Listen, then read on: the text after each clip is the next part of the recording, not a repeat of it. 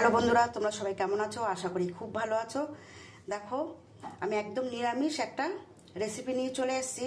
কাঁচকলা, পেঁপে আর আলু আমি এই মিশিয়ে একদম নিরামিষ একটা তরকারি করব।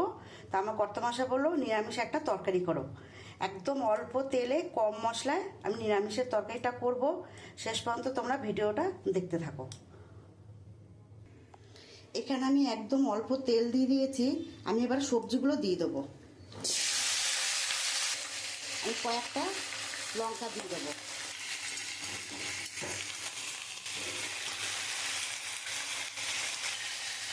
আমি এখানে নুন, হলুদ আর একটু গুঁড়ো লঙ্কা নিয়ে নিয়েছি।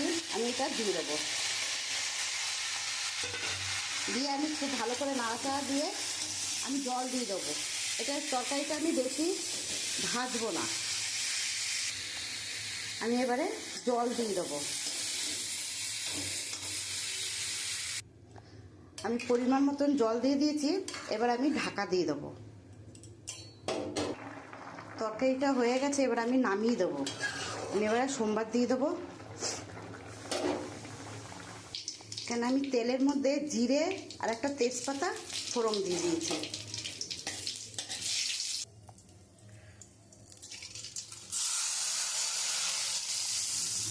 এবার আমি কড়াইতে ঢেলে দেবো।